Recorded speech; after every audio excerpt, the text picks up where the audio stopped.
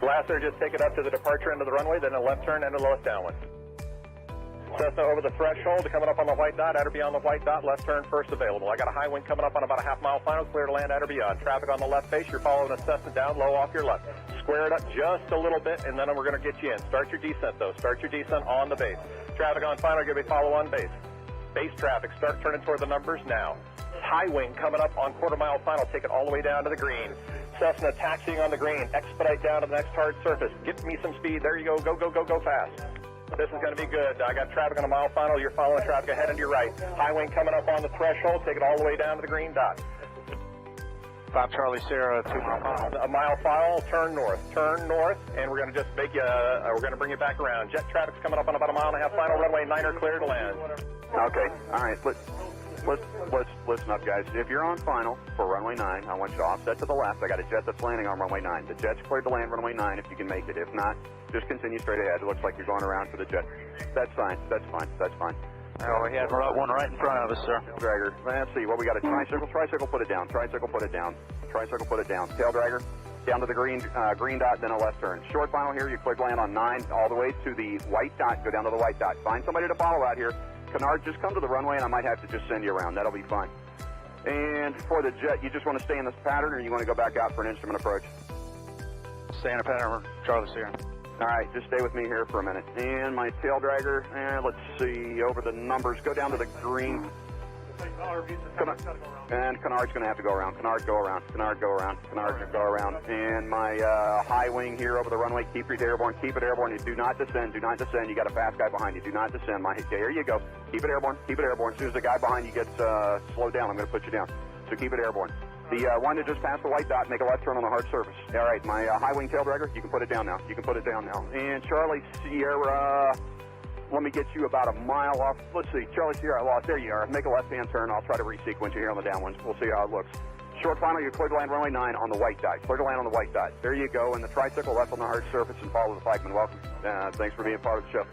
And let's see, just find somebody to follow out follow on the final. And as you get close to the runway, if it's not going to work, we're going to send you around and then try to resequence you. Now, who else got sent around that's not back on the downwind? The Canard? Yeah, Canard. All right, Canard, there's a Gulfstream up there that went around too. I just lost sight of him, but you're going to make kind of a left-hand turn and stay low. I think Charlie Sierra, what's your altitude? 3,200. Okay, that'll be fine. Just maintain VFR. I don't know what else is up there above you. Probably most everybody's down here, so just make a left-hand turn. We'll try to get you back here. Canard's got the jet in sight. Okay, the RV, maybe an RV-10, whatever, you're on final. Keep your speed up and go all the way down to the, aim for the green dot for me. Actually, keep your speed up. There's a guy behind you. Aim for the green dot, and I'm sure that's plenty of room for you to land on runway 9. You're clear to land on runway 9. Number 2, you're going to go down to the white dot. Follow the white dot. Actually, you know what? That's 1,500 feet. You're going to land at the white dot. The spacing looks adequate here. 2 guys on final. You're kind of tight there. Keep each other in sight, and you're going to aim for the white dot. If it's not going to work, we'll come up with a plan B. We might have to send you around. The second guy behind you out there in about a 2-mile final. Are you slow enough to be able to follow that guy in front of you? You need to go around. Yeah, follow. Well, I probably shouldn't ask that because I had about 5 guys answer me, so I should know better than that. After 35 years, you would think, right? All right, so let me see. The guy who's number 1, it's number 1. What kind of airplane is he? An RV type. All right, RV type. Keep it airborne for me. Keep it airborne.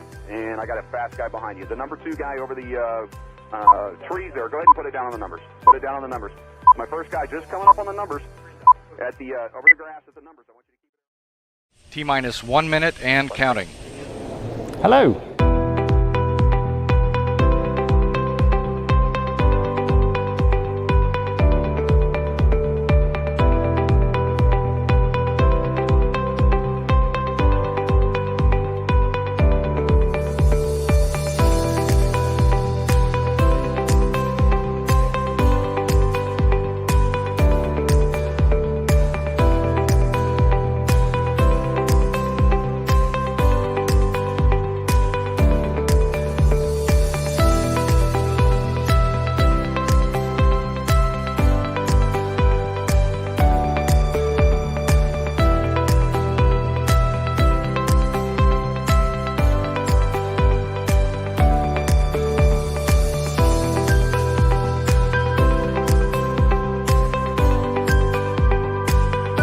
Four, 3, 2, 1. Hello, everybody.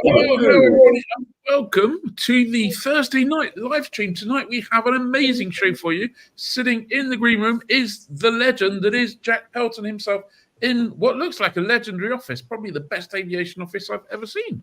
I think so. We'll be getting to Jack after the news and the sponsors and stuff like that. So if you've tuned in especially just to see Jack and you don't want to listen to a bunch of Brits whittling on about God knows what, he'll be on from about 5 to 8 UK time. You'll have to work that out because I have no idea where that is if you're in the States. So we're very, very much looking forward to that. So first of all, I have to say a huge thank you to Sky Demon for sponsoring Livestream. I say this every week, but it's true.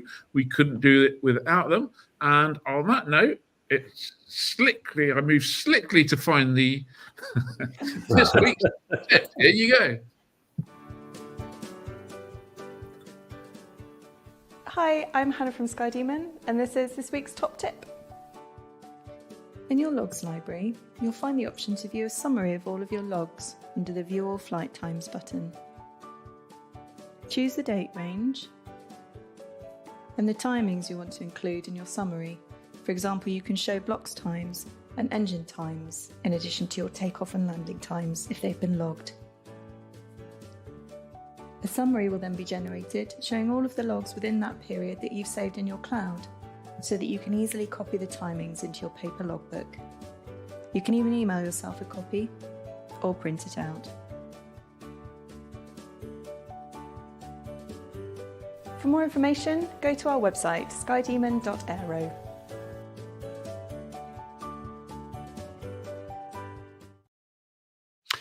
It's not quite as good as flying, I give you that, but kind of, updating your logbooks at the end of the season, you can relive those flights somewhat for those of us who aren't quite as efficient. I don't know about you, but the whole idea of writing down off the blocks times now, I'm just forever. It's like I rely on Sky Demon now to tell me what I did. Yeah, that's for people who use those E6B things to navigate with, isn't it? And things. The people who still have a Chinograph pencil. I've still got one.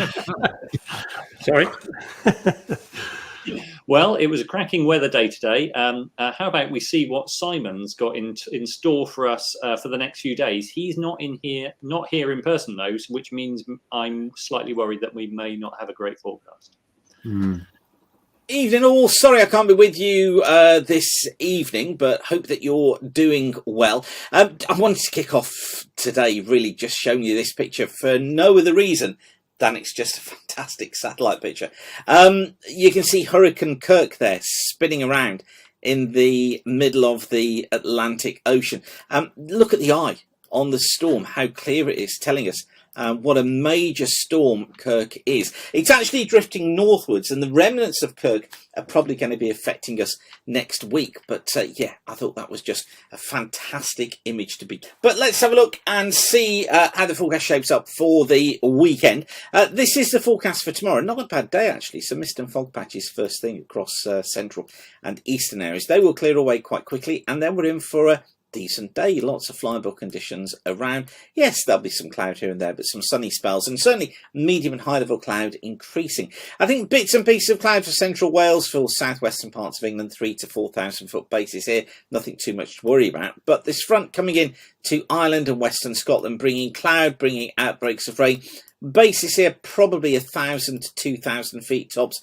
Look like they're around 15,000 feet, and slowly in the afternoon that area of cloud and rain will be edging its way eastwards. However, doesn't ruin things too much for Saturday, particularly across central and eastern areas, because it's mostly Scotland that sees rain on Saturday. Northern and western Scotland, again down through Ireland. Here, generally non-VFRable, bases probably at around 1,000 to 3,000 feet. Tops around 12,000 feet. But for most other areas, it looks as if it will be decent. Winds increasing out towards the west all the time, and pretty cloudy as well. Bases 3,000 to 5,000 feet, probably tops at about 8,000 feet. But again, not a bad one, so long as you don't mind that south to southeast breeze, gusting up to 25 to 30 knots in the west later. Look at that rain gathering down towards the southwest though, because that gives us the heads up for Sunday. Probably more unsettled on Sunday. Fronts passing their way eastwards, taking a band of cloud and rain with them. I think it's showery outbreaks of rain, and this front weakening all the time as it moves eastwards. cloud base is typically 1,000 to 2,000 feet, tops about 10 to 15,000 feet. But the front weakening, the outbreaks of rain getting less during the afternoon as the front passes east. So I think actually, even for those areas close to the front, probably just marginal conditions, and actually improving from the west behind that occluded front as it moves eastwards during the course of Sunday. So it's not a bad weekend overall, is it? So that's just about it for me. Have a great and a safe flying weekend. Don't forget to come and watch my evening with Astral Aviation Consulting next Wednesday, when I'll be doing a winter weather workshop together with Darren Hardy from the Met Office. Find out more information about that and register for it. It's completely free of charge. Do a search for Astral Aviation Consulting and you can register for that. As I say, that's next Wednesday evening. So I'll see you there. Okay, whatever you're doing, have a great weekend and I'll see you next week, guys. Thanks again. See ya. Bye. Right.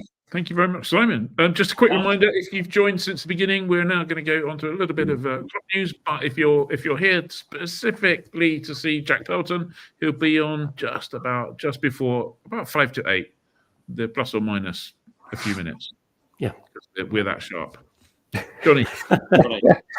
Right. So, Flyer Club members, if you are a member, thank you for joining. If you're not a member, join for.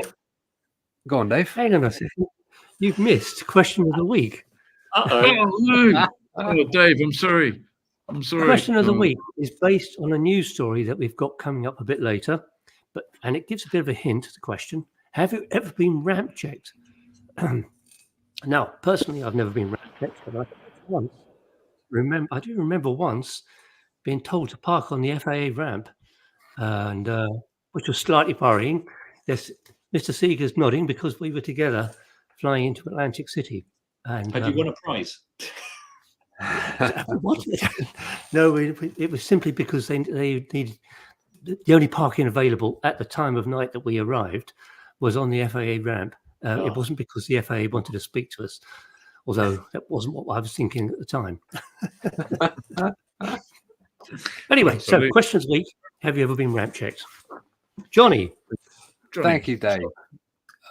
As we were saying, if you're not a member of the Fly Club, you can join for just £5 a month at fly.co.uk/membership. And we do still have a code for 20% off, which is Summer Saver, which gives you 20% off your first 3 months. And for flying free landing vouchers this month, we've got a good mix around the country.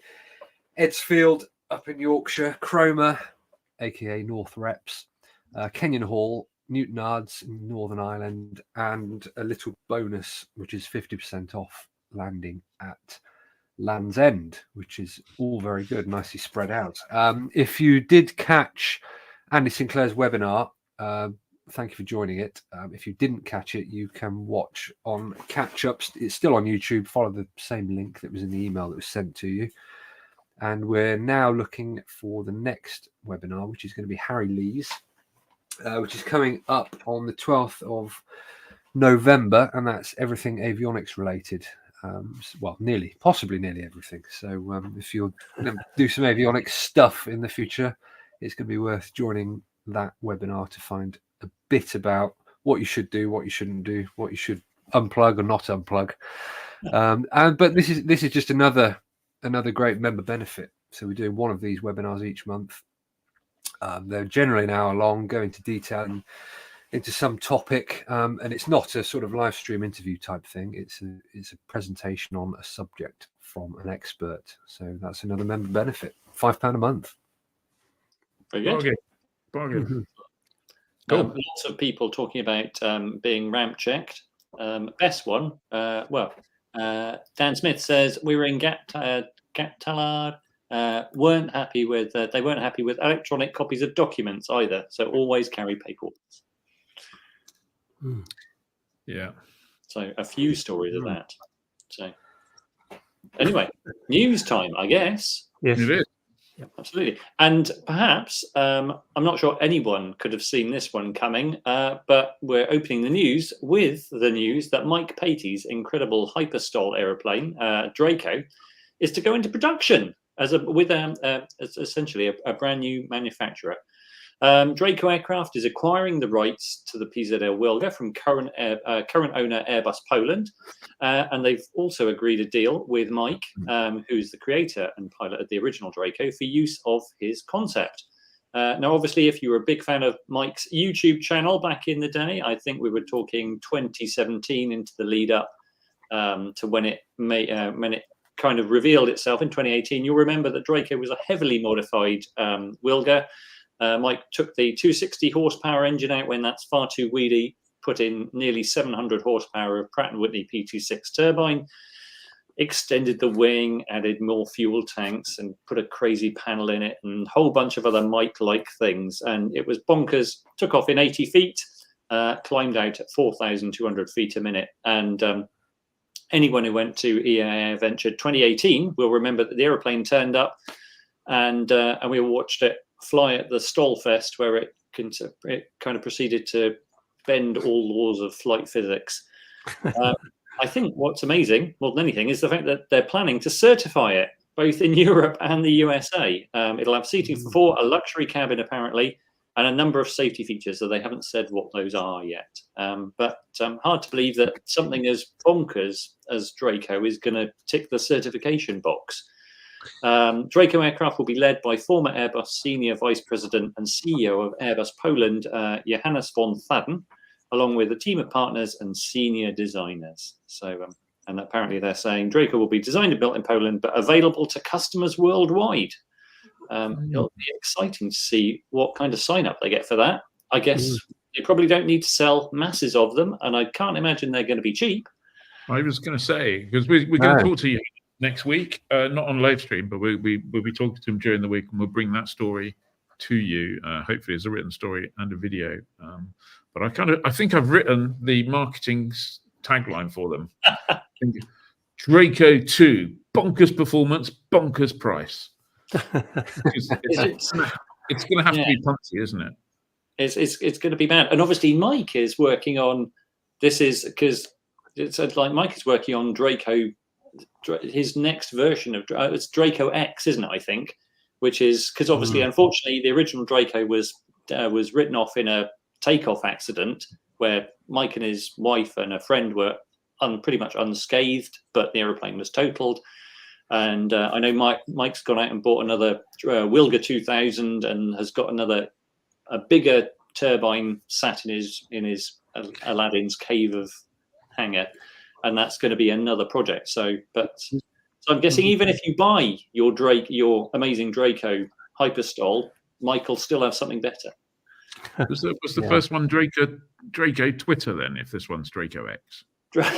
I see what you did there. Yeah, very good. Well, do we think is it going to be toned down slightly? Do we think, or I can't see how you make something like that and tone it down. Everyone's going to be. It's like give me as full fat a Draco as possible. So, yeah, there's probably some EASA certification engineer just with his head in his hands going, oh no. I think there will be a lot of certification engineers when presented with the specs for Draco whose heads would explode. So. Interesting. We can talk to Jack about this later, because we have one guest on the show today who knows a thing or two about the cost of certifying, the cost of production, and bringing the cost of manufacturing and bringing an airplane to market, which is clearly not as easy as we'd all like it to be, and definitely not as cheap as we'd all like it to be. No. But anyway, I'll stick a link in the comments to that news story. It's there for you. There's a great video that the Draco team have put out, plus some other information. So who knows? In the world of certified airplanes, these things are never as fast as we think they will be. But I'm kind of hoping we see that this all sees the light of day and it doesn't end up being watered down. So yes, we'll see. Yeah, we'll see. Dave. Yes, the next story is, well, you can't fail to see on the news about Hurricane Helene, which has been causing devastation in the southeastern states of the US. Places like North Carolina, they've had a really tough time. Vast areas have been flooded, got power knocked out, property damage, and there's a shortage of drinking water, food, and other supplies. Now, the real story for us is the GA community in the States has really come together to try and help these the people who are stranded in these places. They've been joining government agencies and private relief organisations to deliver care packages, and because they can get into smaller airports, they don't need to go into the big airports. They can go to smaller ones, which are closer to where the supplies are needed. It's been really useful. Of course, helicopters too have played a big part in it. One of the people, a chap called Morty Lloyd, Morty's a strange name, Morty Lloyd of AOPA, has led a flight of 3 aircraft carrying supplies to a place called Asheville, North Carolina, which is one of the hardest areas. He said the local airport there was a buzz. That was his very word, a buzz with private aircraft, a sense of urgency and purpose. No one was walking, everyone was running. And apparently there's a couple of organisations, one called Operation Airdrop and another called Aerobridge, which is coordinating pilots to bring stuff in. One of them flew 76 missions in one day, in the first 2 days rather, delivering more than £21,000 of supplies. Now, one of the, if you want to have a look at how this is going on, there's a YouTuber called Cletus McFarland. That's I don't believe that name. Anyway, but Cletus McFarland had released a video just yesterday showing the disaster area in North Carolina, and he's been taking part with his helicopter. In just a day, the videos have 1.8 million views, and it's well worth a look. I'm sure we've got a link somewhere to go and have a look at it. Yeah, it's in the comments. It's on screen, and it's great watching. And Cletus is, I mean, he's one of the much bigger YouTubers that dabbles in aviation, and he's just had his dream helicopter restored, and literally on flying it home from where it's been done, he's like, I'm just going to help, and it's just fantastic. So yeah, no, absolutely good. So, talking about people who are here to help you, I got 2 press releases today, identical, from the Civil Aviation Authority, telling me how they've joined up and they're working together with the FAA, Federal Aviation Administration, between August 31st and September the 2nd. Save you looking up, that was a Saturday, Sunday, and a Monday. They got together and did a whole load of ramp checks together. I think we got a picture of them somewhere standing. Where's that picture go? Oh, there you go.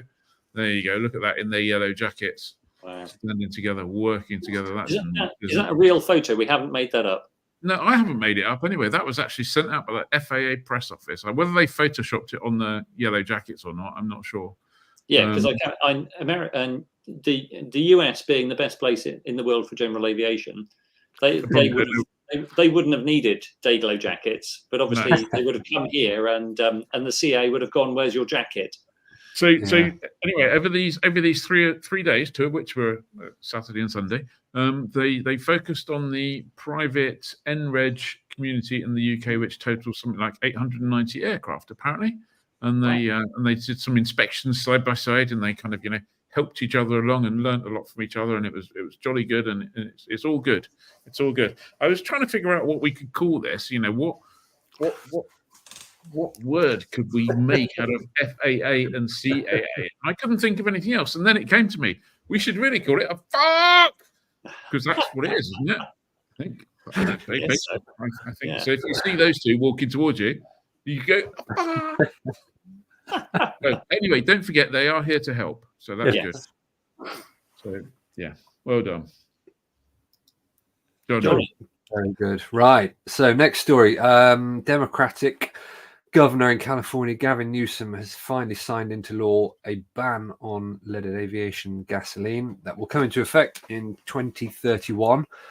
And it will come into effect 1 day after the date that the FAA has said they will have an unleaded replacement in service.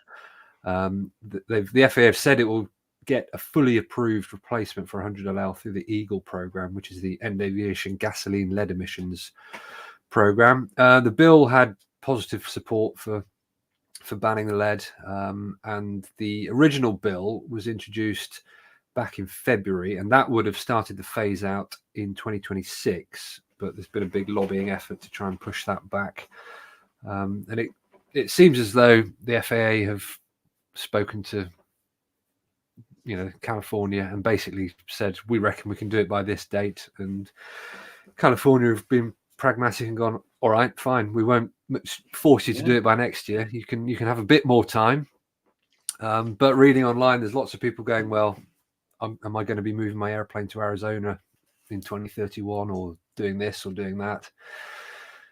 So we shall see how that transpires. Nothing like a deadline to focus some energy.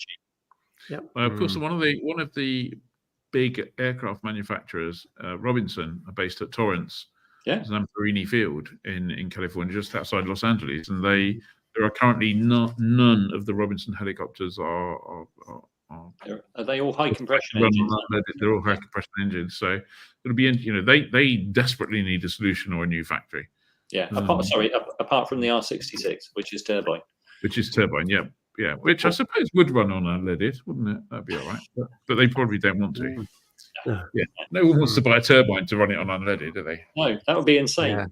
Yeah. You can do that. You can feed. Given the wording. Sorry, Ian. No, I was just going to say you can feed PT6s with avgas if you want to. It's just really expensive. It is really expensive, but you can do it if you're stuck. Sorry, Johnny. Yeah, given the wording of the ban, which is banning operators, any public or private entity that offers aviation gasoline from selling or distributing. Presumably, that means if you buy a 5,000 litre Bowser and fill it up, you're still going to break the law if you put the fuel in your airplane. I guess so. Mm-hmm. Anyway, I think personally, this is going to trigger a whole bunch of other people to other states to follow, and also probably EASA as well. It does look as though Shell have managed to get permission to continue to produce fuel with lead in. I've been looking through the EASA papers, which is fun, I can tell you. So it does look as though Shell have got permission to continue, but it's not forever. It's only a short-term thing. So I don't think there's any, personally, I think it's going to go the way the car industry did, which is that car industry had to make technical changes to the engines. The idea of a non-leaded fuel for high compression engines just isn't realistic, personally. I guess we'll wait and see. I'd like to think there are people out there doing things and we just don't know about it yet. Yeah. The unicorn theory. Yes. Speaking of people out there doing things, but we do know about it.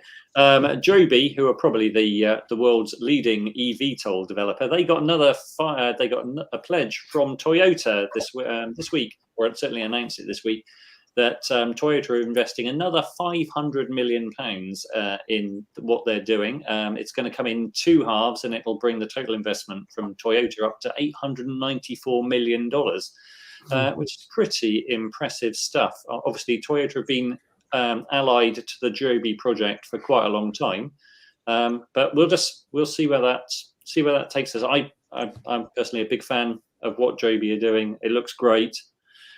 Let's wait and see. Yes, absolutely. Okay, well, that brings us to the end of the news. So it has to be time to bring on Jack Pelton. So, Jack, just excuse us for a little bit while we mess around with our screens. There you go. Jack Pelton, thank you. It's an honour to have you here, and I hope you're going to enjoy the next 20 to 25 minutes. I know everybody else will. Most people here will know you as the chairman of the EAA, and before that, CEO of Cessna, which is now a Textron company. But clearly, that wasn't your first job. You didn't move to CEO of Cessna after leaving school or something. So maybe you could take us back and give us a little bit of the history and sort of put that in some context. It goes back to my dad was an Air Force pilot, not career-wise, but he served in World War II, and so I grew up with it. And then my mother got her pilot's license in 1943 when he was training. They had just recently got married. So I've been around aviation. I was the youngest of four children. I just knew at a very early age I wanted to be involved in aviation. He happened to be also a member of EAA Chapter 1 out in Southern California, where I was born and raised. and that helped increase the exposure that I had to aviation. Got my pilot's license when I was 17, and thought, I don't know where I'm going to go with it. The Vietnam War was ending, and there's plenty of commercial pilots. But then went to work at Douglas Aircraft in Long Beach, California, where I was raised, and spent 20 plus years there on the first originally operations and then engineering and flight test, where I left after Boeing bought Douglas Aircraft. It's kind of like in the United States, our two big rental car companies, Hertz and Avis, and Hertz has always been number one and Avis number two. I felt like Douglas was Avis, and I was going to have to move to Seattle. So I thought it's a good time to rethink my career. And I actually moved to Munich, Germany to become the Senior Vice President of Engineering and Program Manager for Dornier Aircraft, who was developing at the time the 328 jet and the 728 jet. And it was an interesting ride. We had taken the company, a group of American investors had taken the company from Daimler-Benz out of bankruptcy, and we're trying to restart it and rebuild it. We're building the 328 jets from a revenue stream. We had some Airbus structural component production in Oberpfaffenhofen, where I lived, and we started down the path on the 728. I left as it was starting to lose its ability to raise money, and got recruited from there to Cessna Aircraft to run engineering and flight test. And I think it was a year and a half, 2 years later, I was CEO of the company, and retired from that position after a really good run where we grew the company from 6,000 employees to 16,000 employees, and from just under $1 billion in revenue to $6 billion in revenue, along with $1 billion of profit on an annual basis. So it was a great opportunity to ride the high times. By then, we were in the late 2008 recession hit, and general aviation was being attacked, and business aviation in particular criticized by the current presidential administration at that time. The recovery we never bounced all the way back. So in 2011, I elected to retire and go off and enjoy life, and got asked to come help the EA board. They were having some issues, needed somebody with some managerial and leadership experience. I volunteered to do that for a little bit to help them find somebody. And here I am on October 19th. I will be celebrating 12 years of my volunteer job of retirement, of which, as my wife said, you flunked retirement terribly well. And at some point here, where I'm still expecting you to hang it up. But I said, the problem is I've been in aviation my entire life. I don't know anything else. I love aviation. I get up every day excited to be involved in aviation any way I can. And now, having gone from the accountability and responsibility of a publicly traded company, where every quarter you're reporting earnings and you've got 16,000 employees, to an association that's a nonprofit that gives back and is trying to create aviation enthusiasts and get people interested in, and a whole different set of pressures. The pressures are all positive of, what can we do to make a difference every day? We're thinking about that here at EA with the association. And everybody knows us by way of Oshkosh Air Venture, that they sometimes think that's all we are, but we have a publication, we have education programs, we have a museum, we have outreach, we have 180 full-time employees. And so for the rest of the year, other than that 1 week, we are very, very actively, we do a lot of advocacy. I was listening to you guys on the avgas thing, by the way. You got it all wrong. As far as what's going over here in the, when you set us free over here in the colonies, we don't always quite get things right, but we got bureaucracy really well.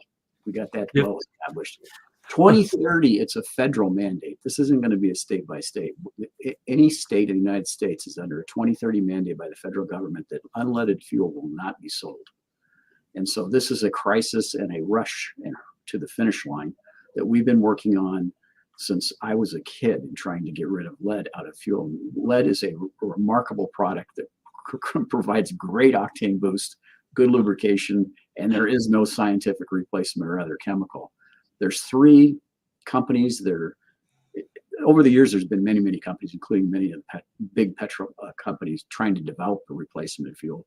We have 3 companies today. One of them has what we call in the United States an STC. that you can buy to put their fuel blend into essentially every reciprocating engine that's certified today for fixed wing aircraft, but not for rotorcraft. So they have not gotten yet that STC completed for the Robinson fleet, which will be so important to get done for helicopters. But most of their engines are all the same. It's just some different dynamics because of the blades and the reaction on detonation associated with that they'll have to work on. But that fuel certified, it works. It's been tested. The big rub is access to it, because no distributor or no refinery has taken hold of it and put it into the system of getting it out to airports. We really don't. We know it's going to be more expensive than 100 low leaded, which is not a good thing for general aviation. Another financial hurdle. There's a second company that company is GAMI, GAMMI, who will do the turbo injectors. They were the big Lena Peak kind of folks development team, and they did Tornado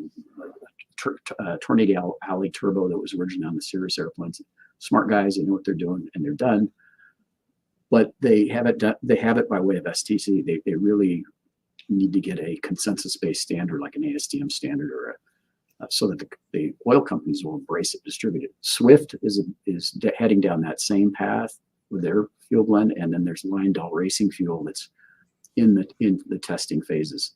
The GAMI one, since it is certified for every engine type, is a good assurance that we know we can keep flying. We don't have to worry about that.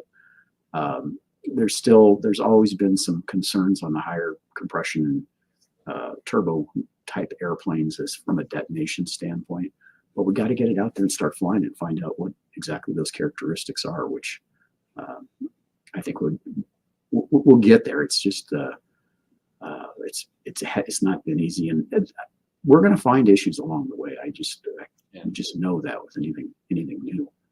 So that's the fuel stories. You might want to run from California for other reasons, but that's taxes. California being a strong environmental issue state, Colorado is, I think, following suit with trying to pressure airports to stop selling lead fuel currently, and that's moving in that direction.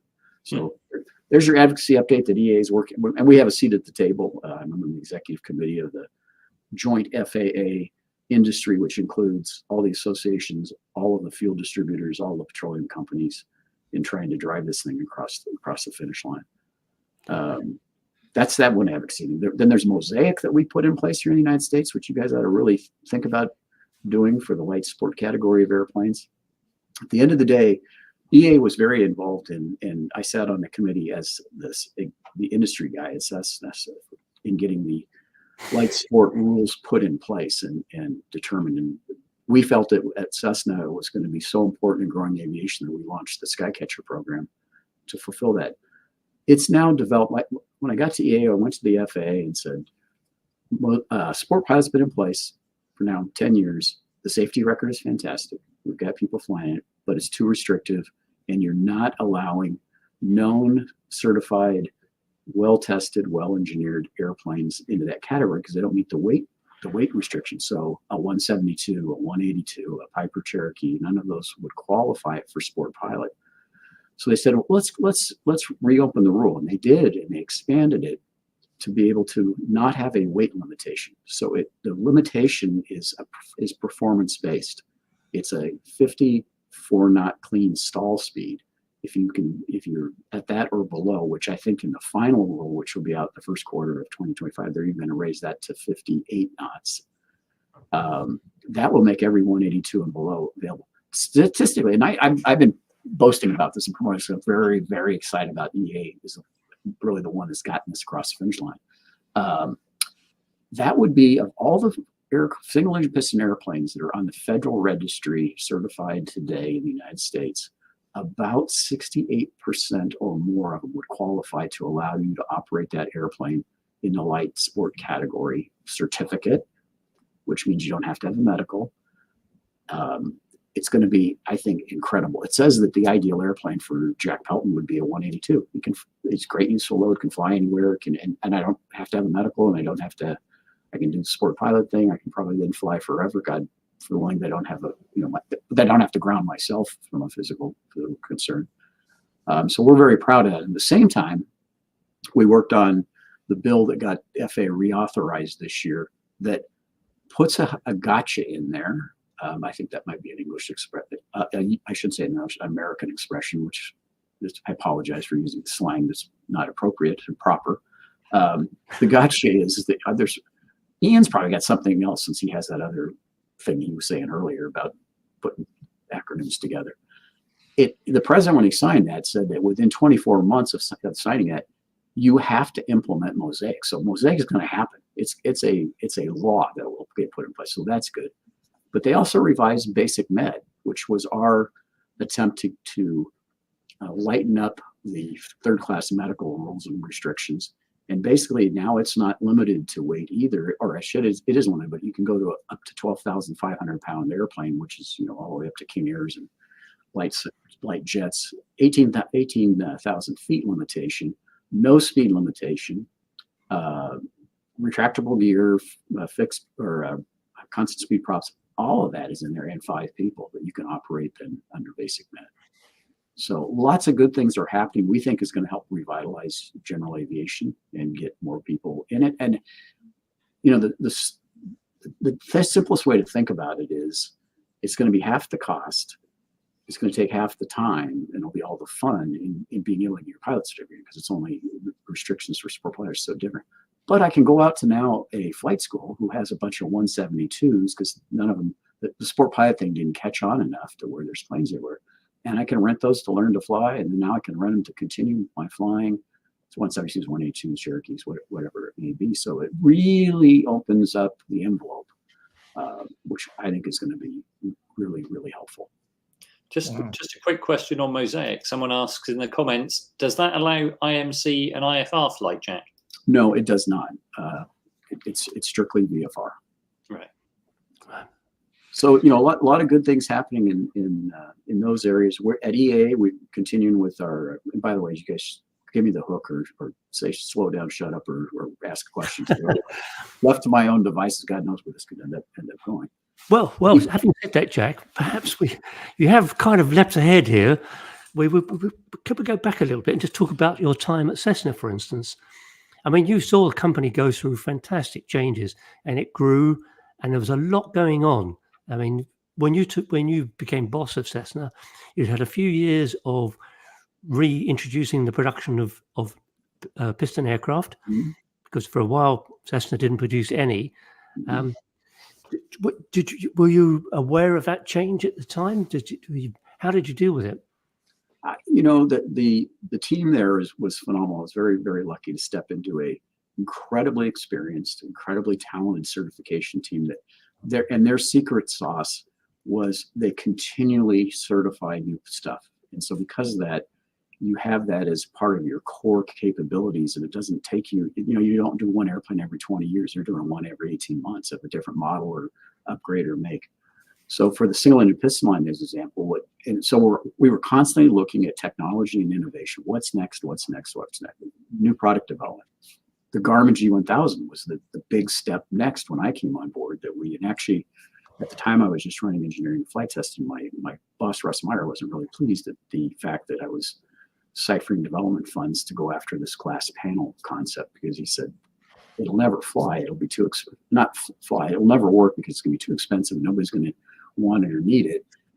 And so when we certified it, you could buy the 6-pack version or you could buy the G1000 version. And within 6 months, we couldn't sell a 6-pack. Everybody wanted the glass panel. And at that time, Garmin was savvy enough to see that the production of glass panel avionics was actually cheaper than the 6-packs, because those are so hard and antiquated to get the static systems and all the other things going. So now they've learned, and that they realize there's value, and now that price is up, and you can't make it just on software upgrades. So it is more expensive. But that was a breakthrough to bring the whole production or the whole single engine piston line, modernize it, while we looked at the NGP, the new models and new ideas, and continue to work through what could possibly be next. Because we were looking at every gap. We looked at, when you leave the 206, do we need a turboprop, a light turboprop, not the Caravan, to fill what was coming along with the TBM and some other airplanes in that category. Something we didn't need to get type rated in. Which interesting story. We then went on and developed the Citation Mustang to attack the microjet market. Eclipse had come out, and I'm standing at the booth as the Cessna boss, and Eclipse has announced the airplane, and there's guys that had owned Moonies that were walking by my booth, and they're in tears, and they said, "Oh my God, I just bought an Eclipse, and it's only going to cost me $800,000, and I just bought my Mooney for $4. This is not a step too far." And I'm thinking about it, and I said, there is no way in hell they're going to sell a twin-engine jet for $800,000 and build 1,000 of them a year.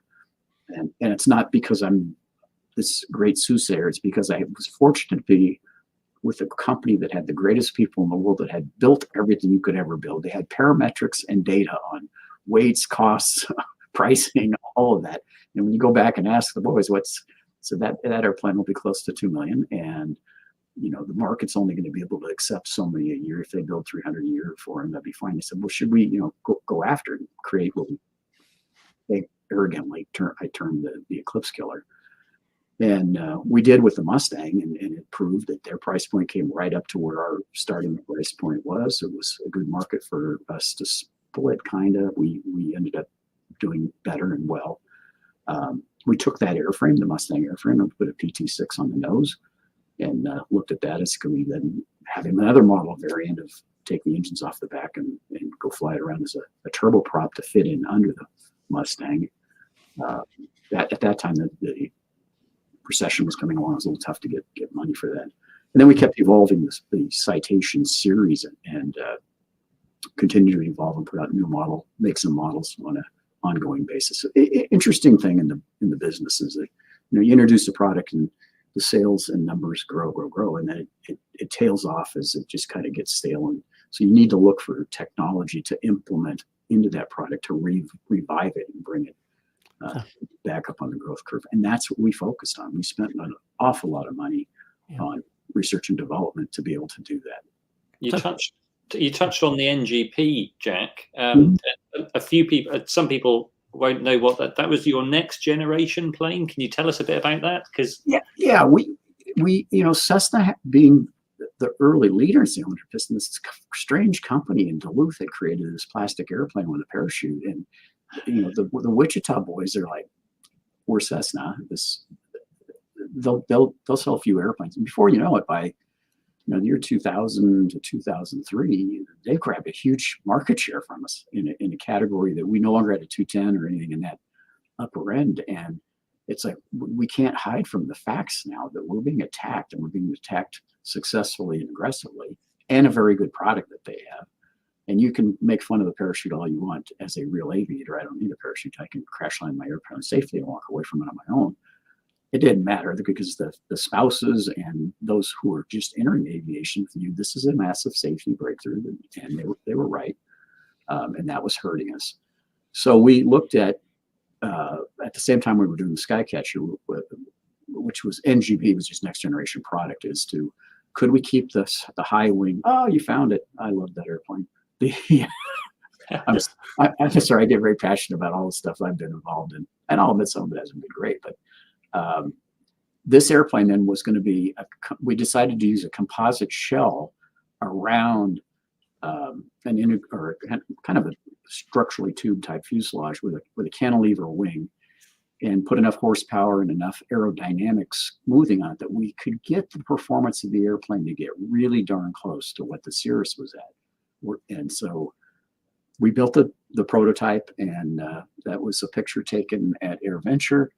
It made its worldwide debut in a very fun orchestrated, where I was talking on the main plaza, and I think it was the Skycatcher was in front of me, and we timed it just right to where the NGP flew behind me on the down the runway on the flight line. And I said, oh, and there's something the world has never seen. And it came back in. We gave them a day or so of being able to see it on the ground. We hadn't formally launched or taken orders. We were still in the early development phases of working out all the necessary ingredients on it. But again, the my job was to be able to get the corporation Textron to allocate, or to allow us to allocate capital. And I'm fighting against Bell Helicopter and other companies in Textron for what that capital allocation could be and what the return was going to be. And it was hard to convince the board that this was a stepping stone that would keep people in the Cessna family and take them up into the Citation family. And I couldn't cannibalize my investments in the Citations because the margins on the Citations are just, they were paying all of our salaries and our pensions and everything else. They were very good. We were very profitable.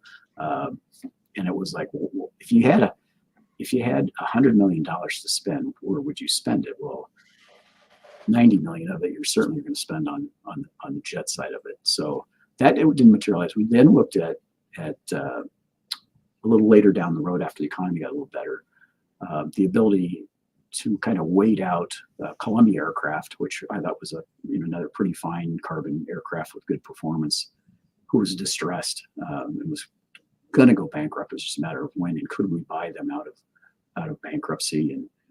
And it actually it's structurally better than the Cirrus, and it has a little bit better performance, but of course it didn't have the chute advantage that the Cirrus had. And I would say we did a very nice job of getting the acquisition done, the price, we managed all that. We did a terrible job of marketing, transitioning it out of Bend, Oregon, and commercializing it appropriately. And if I look back and say, what would you have done different? I think I would have said keep it in Bend and develop and grow that culture and core capability to the Cessna standard versus trying to bring the product down and force it into our culture and make it fit with a company that wasn't really that interested in that product. It needed to be like our single engine piston line, which was in Independence, Kansas, away from the jet factory in Wichita. So it's interesting learnings along the way. You can't, as much as competitive as I am, I do realize that you can't win at everything, and it really hurts not to, because I think we were staged to do that. But talking about winning at everything, your transition to the EAA, and it's fair to say that as organisations go, EAA is probably top of the tree, isn't it? And with the event, I know you've said that Oshkosh isn't everything that EAA is about, but to be the guys who put that on 1 week a year, it's just remarkable. It's always been something that's an amazing piece of aviation history in the globe. And I was always very close friends with Tom Poverezin because I was his biggest exhibitor. So we were, matter of fact, when we agreed to, when he got the sport pilot, I agreed to produce a light sport airplane, and I agreed to give him the first two. I mean, we've always been very close in trying to grow our industry. Tom had taken what his dad had started and put it on steroids essentially, and had created AirVenture, which was so much bigger and better. And when I stepped in, I said, the thing I had just always said to my wife, I said, they're kind of in trouble. They had a bad transition from Tom to somebody they went outside to get, and it wasn't working, and they were losing members, and they were financially in trouble, and there was a lot of issues. And I said, I've been a part of it. I admire this organization. All I want to do is leave it better than I found it and see if I can help them. And I think what I found as I got here, fortunately, I had a pretty good portfolio in the aviation industry. So most people knew me, and I'd worked with so many people in government, and that helped provide some credibility. But it really needed some structure to it. It was a nonprofit that was a family-run business, and it needed financial structure to it. It needed strategic planning to it. It needed development of people, all the things that you would do in a normal business to make a world-class company. And that's what I ended up focusing on. This isn't about Jack. It's not about, it's not criticizing anybody that was hearing me. It was more about, how do we make this thing live forever? How do we assure that this can go and grow? And it hadn't done anything new in quite a while. So one of my biggest worries and fears was that every time I talked to Tom after AirVenture, it was, there'd be happy Tom or gloom Tom. Happy Tom was if AirVenture was a successful and good one and profitable because then that money then fed the organization to survive for the year. If it didn't, they'd lay people off after that, after AirVenture, and bring it back down and wait for the next year to fight. So built a plan. It created financial reserves, really keenly focused on costs and making sure we're not spending more than we're making. The proof came in 2020. So that started all in 2013. And we got to 2020, it was the biggest crisis. That EA would not be on the face of the map today if it had been the same EA that occurred in 2013. We had all the reserves in the bank. We didn't lay a person off. Everybody was fully paid through the length of time. We didn't have the event, which was unheard of. If you didn't have the event, you'd go broke. We came out of that strong and vital, and 2021 was a record year, and we have grown every year since then. With this last year being 687,000 people in attendance. In 2019, we were 400,000. It's just been fun to be a part of a team that is committed to saying, we're going to look back, and our grandkids are going to look back, and our grandkids are going to look back when they go to AirVenture every July and know that it's always going to be there, and it's going to be the world's greatest aviation event because it's sustainable, that it can continue to go on. So that's what we do. and so what we've all, as part of that, so we built a $7 million addition to the museum, all paid for by donors, not by member money or not by operations money either. It's a world-class youth education facility with hands-on, where kids can build aircraft engines, they can build airplane parts, we've got teachers, we're bringing in schools from all over to do that. It's a phenomenal growth of our education program. And then on the other floor, we have a pilot proficiency center that we molded after the experience you'd have if you went to flight safety or SimCom to do proficiency type of training. We've got 13 Redbird simulators. It's set up as a training organization with places for the trainer to be with the student, classrooms, conference rooms, and we're conducting an enormous amount of scenario-based training, IFR refreshers, proficiency and currency, you name it. We then started a Sport Pilot Academy where we took our old Skycatchers and repurposed them, and we now have RV-12s also, where we have a 3-week certificate to get your Sport Pilot license. It's total immersion. You come in with your written, you stay here. We have dorms and facilities. We feed you. We fly 7 days a week. Train. Use the simulators, use the airplanes.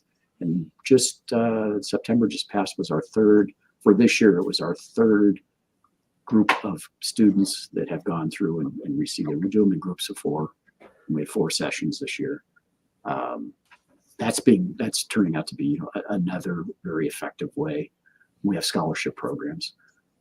We have our Young Eagles program where our chapters go out and fly kids for free. We hit 2.4 million kids last month for what we've done the last 30 years. But what we did has been really exciting is we created, with the collaboration of the James Ray Foundation here in the United States, to create flight scholarships for kids that they had to be self-motivated. They had to have a mentor. They had to have some sweat equity in putting into EAA. We knew they were switched on and we were going to go get this. Our sales job to the Ray Foundation is 80% of the people that start out to learn to fly do not finish. 20% is typically the success rate, and it's expensive to go do. We said we believe under EA's mentorship and helping these young people by literally by the hand and helping them through their flight training, we can change it to 80% success rate. And they said, we'll bet on you, but we'll bet on you for a year and we'll see how it goes. And we're going to give you $10,000 per kid, which was enough to go to a flight school in the area and get your private pilot's license. We're now on our 500th kid, and our success rate is 85% of getting people through there. And we are incredibly proud of kind of putting being a little bold, being a little gutsy, and putting our mouth probably a little ahead of ourselves. That was a big bet, and I'm going to make myself deeply unpopular for this. Unfortunately, we've kind of we've run over our time by about 5 minutes, and I'm pretty sure it's only lunchtime. It's only lunchtime in the United States. I'm pretty sure that we could carry on talking to you for about the next 2 hours, if and we still would have only just scratched the surface. So I think the 85%. There's two things that stand out for me. One is the 85% thing. That's just an outstanding success rate. That's kind of unheard of. And the other thing is the vision of making AirVenture sustainable and coming back year after year after year as an absolute rock solid feature of the worldwide aviation. I mean, it's a pilgrimage for, we have to go a little bit for, even though you live in Wichita, we have to go a little bit further than from Wichita to get to Oshkosh. But we happily make that pilgrimage every year. And we'll continue to do so. So I would like to say a huge thanks to you. And I'd also like to say, perhaps we can carve out some more time in your diary at some point in the future, maybe like this, maybe in Wichita, maybe in Oshkosh, who knows? Hey, wherever you guys are, wherever you want, I'm always willing to chat. Give me a cup of coffee and talk airplanes. We can make it work, and we can go flying. But for now, unfortunately, apart from saying a huge thank you, we're going to have to run out a very quick version of Fantasy Hangar, and then we'll come back to you and see if you can tell us who's won our Fantasy Hangar. So for now, Jack, thank you very much, and we'll see you very shortly. Thank you.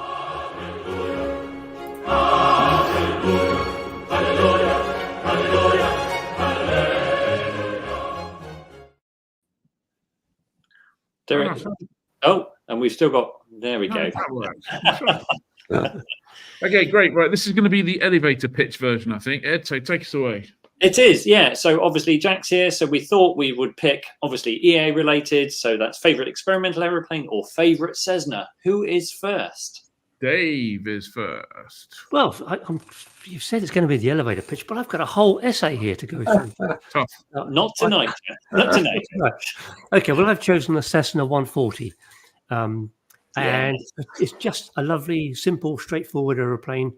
A bit like my favourite aircraft, which I won't mention, but it's just a lovely airplane. And most of the ones I've seen around, I've seen quite a few at Oshkosh. Most of them have been restored beautifully, and it would just be just a simple, lovely aeroplane. That's my choice. I like it. Oh, good. It did look good. It did look good. Not as good as mine looks. I'm up next, and the whole experimental fleet plus the Cessna fleet to choose for. I went for the Cessna 150. This I know. Just bear with me. This particular version is a 150 commuter, of which 21,000 were made. But think about that: 21,000 commuters, 24,000 in total. But I mean, literally hundreds of thousands of pilots got their start in the Cessna 150, 152 kind of aircraft. This it's an amazing aircraft. You think it dates back, and the amount of abuse that they take, the amount they're still flying today. It's just, I mean, if it hadn't worked and there was only 100, it would be like the most legendary aircraft in the world. So I think that the Cessna 150, the unsung hero of the aviation fleet, through which hundreds of thousands of us got our start and put air under our wings. So there you go, Cessna commuter. And this one is an absolutely unbelievably beautiful example. That was at Oshkosh, wasn't it? And it was perfect. It was. Too many things at Oshkosh are. So, and I felt convinced that more people would pick experimental stuff. Johnny, have you picked a home built? No, it was a tough one because I do love the Cessna 195. Oh, that's nice. It just looks to me, a time when the cost of fuel didn't matter. You could just jump into this is equivalent of a Ford F-350 or something. Huge, big. It's got a much wider cabin, I gather, because of the fact it's a radial. So meant to be lovely to fly around in. Looks good, sounds good. I think it would be an awesome machine to own. I think you mean Ford Granada. And 195s always have a really good showing at Oshkosh. There's always like a strong 195 section. There is. Yeah. I like the way the 195's got wind down windows, which is quite nice. I didn't know that. There you go. Or at least the 195 had a wind down window. Well, I've shirked the Cessna choice, and it seems I'm the only one who's gone for an experimental. And there are some very fine Cessnas, but for me, I picked this fabulous machine.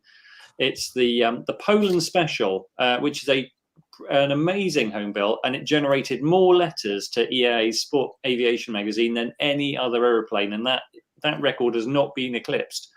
It was a single-seater. I do like my single-seaters. Designed by a guy called Dennis Poland. It started in 1967, flew in the 70s, and he just wanted a really fast single-seat racer. Started by modifying a midget Mustang and went, actually, no, this needs to be a clean sheet design. So this is what he ended up with. Yeah. And it was the fastest way it was the best way. You could go no faster on 4 cylinders than with this aeroplane. It set a speed record, 303 miles an hour. In 2001, that stood until the Anakin project broke it. I believe that the fact that Jack has a 195 photo on his phone, and I'm guessing that's Jack's own 195. Johnny nailed it. I mean, he's got the right airplane. That happens to be my 195. At AirVenture 2007. It was the second to last 195 produced, and was owned by Dwayne Wallace, who was Clyde Cessna's nephew, who ran Cessna Aircraft Company from 1935 to 1975 as the chairman and CEO and chairman. The second one, I was the fourth one of the company. And when he passed away, my wife and I become friends with, and you can't land anywhere without somebody saying something about how beautiful your airplane is. And that's not your only. So your 195 is lovely. What does it have to fight for hangar space with? It fights with a lot of very personal things to me. So we sold our Skycatcher. My wife had bought the very first Skycatcher in order to fly it, and we sold that a couple of years ago. I have a Ryan PT-22, which is the airplane my dad learned to fly in the Army Air Corps. And my son, our only child, son, is named Ryan after that airplane, because I grew up in love with the Ryan. I mean, it was just kind of a family lore. And my dad went from there to the BT-13, and the people would ask me, well, why'd you name him Ryan after some of the other airplanes? Because I said, I think he'd get picked on in school if his name was Consolidated Vultee. So I went with just Ryan. Then I have a Stearman that was, a general, which general? I forget which general, a 3-star in World War II. It was his. When he'd come home, he'd fly it. And it's at my airport that I'm on, is Stearman Field outside of Wichita in Benton, Kansas. And we have 10 of them on the field. And then a 414 for Cessna transportation. That doesn't sound like too shabby a fleet to me. So, do you need to think again about your choice on the 195? You sure you don't like the 150 commuter? I think each one has its place. The 150 was incredible. I mean, I learned to fly in a 140A, but I actually did my check ride in a 150. And all I remember, Ian, is Bob Stangerone, and some of you guys might know Bob, who was my PR guy we're still very, very close friends. We sat at one AirVenture, and we had a 150 for its 50th anniversary in our booth, and we both tried to get in it side by side. Bob was a CFI, and we couldn't get the door shut. So now I've lost a lot of weight since then, so I don't know if old Bob hasn't, but the 150 was an incredible airplane too.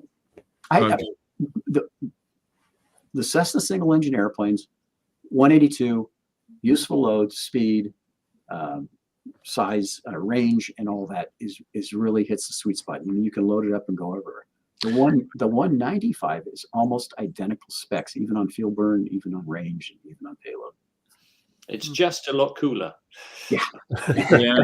I've had a 182 for about 20 years now, so I'm a big fan of the 182. Yeah, they're hard to beat. It is hard to beat. Cool. Brilliant. Well, thank you very much. Can't wait for Jack to come back. Yeah. Absolutely. I just feel there is so much more we need to talk about. Dave, have you got any quick events for us? Yep. Yeah. Just it's not so much an event, but this there are free circuits available at St Athan and Thruxton. Thruxton. There's a bit of promotion going on there. Saturday, the 5th of October, this Saturday, Duxford is having its flying finale. Over the weekends, both Saturday and Sunday, there's a Pipistrel Open Days at Damon's Hall. Pipistrel, of course, now part of Textron. And on Sunday, the 6th of October, Shuttleworth is having its Race Day Air Show, which is a brilliant event. Okay. That's it. Well, Hey Johnny, where do you want me to send your adventure passes for having such good taste? Straight to the flyer office. I do a great job of starting a fight in a bar and leaving and let them all fight. I'm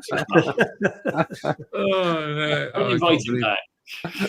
Brilliant. Well, on that note, it just leaves me to thank Jack, to thank you once again for coming, and I hope this is the first of many long chats that we can have. Thank you very much, team, and above all, thank you very much everybody out there who gave up their evening to watch it, afternoon, wherever you are in the world, gave up your time to watch this. So thank you very much. Look forward to talking airplanes again. Proof that you can talk about airplanes for ages and ages and ages. So on that basis, thank you very much, everybody. Have a great one. See you next week. Bye. Bye.